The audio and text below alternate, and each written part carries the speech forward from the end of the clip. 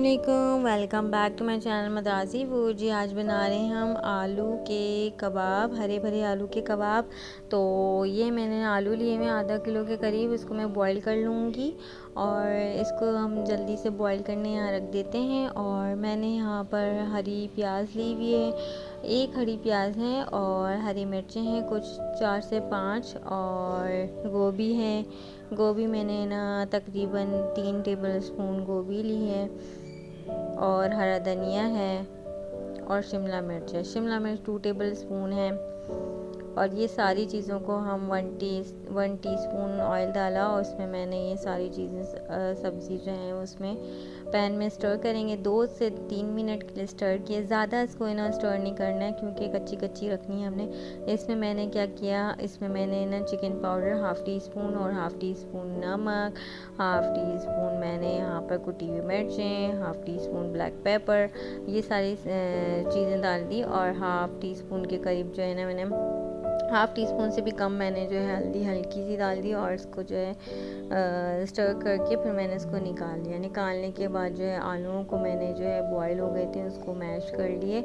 और मैश करने के बाद ये सारी चीज़ें मैंने इसमें मिक्स कर दी। मिक्स करने के बाद जो है अच्छे से मिक्स करेंगे, इसकी गोल सी टिक्कियाँ बनाएंगे और बस इसको फ्राई करेंगे। और अगर आपको जो है एग लगाना है तो आप इसको एग में डिप करके इसको जो है फ्राई कर सकते हैं। और यहाँ मैंने मीनवाइल जो है ऑयल रख दिया था हल्का सा गर्म होने के लिए और यहाँ मैंने 2 टेबल स्पून जो है कॉर्नफ्लावर ऐड किया है।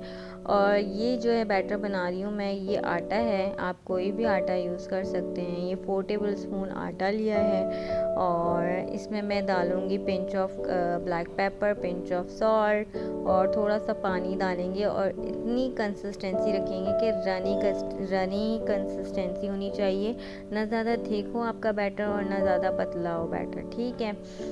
तो बस अब इसको जो है मैं pinch of salt, pinch of काली मिर्च और पानी ऐड करूँगी, थोड़ा सा पहले ऐड करेंगे, फिर उसके बाद उसको मिक्स करेंगे, फिर उसके बाद और थोड़ा सा पानी ऐड करेंगे, फिर मिक्स करेंगे।